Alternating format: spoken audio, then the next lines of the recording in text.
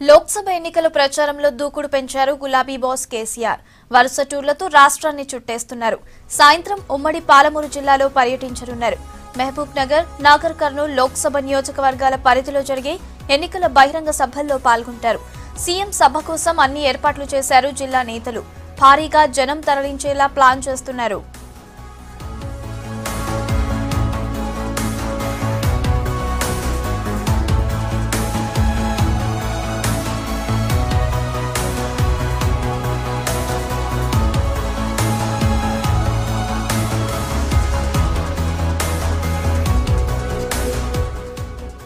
ఉమ్మడి మహబూబ్ నగర్ జిల్లాలో 2 స్థానాలను గెలుచుకోవాలని చూస్తోంది టీఆర్ఎస్.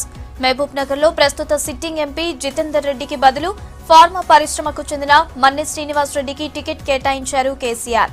బీజేపీ తరపున డీకే అరుణ, కాంగ్రెస్ నుంచి వంశీచంద్ రెడ్డి పోటీ చేస్తున్నారు. మరోవైపు ఎన్నికల ప్రచారంలో భాగంగా శుక్రవారం మహబూబ్ నగర్ సభకు హాజరయ్యారు ప్రధాని మోడీ. కేసీఆర్ టార్గెట్ గా విమర్శలు చేశారు. దీంతో ఇవాల్టి కేసీఆర్ టూర్ కు ప్రాధాన్యత సంతరించుకుంది.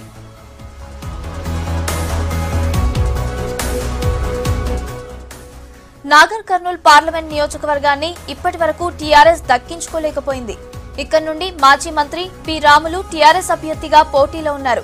ముందుగా సాయంత్రం 4 గంటలకు నాగర్ కర్నూల్ లోక్సభ నియోజకవర్గ పరిధిలోని వనపర్తి సభకు హాజరవుతారు. ఆ తర్వాత 5:30కు మహబూబ్ నగర్ లోక్సభ నియోజకవర్గ పరిధిలోని అమిస్తాపూర్ సభలో పాల్గొంటారు. జిల్లాకు చెందిన మంత్రులు శ్రీనివాస్ గౌడ్, నిరంజన్ రెడ్డి ఏర్పాట్లను పర్యవేక్షిస్తున్నారు.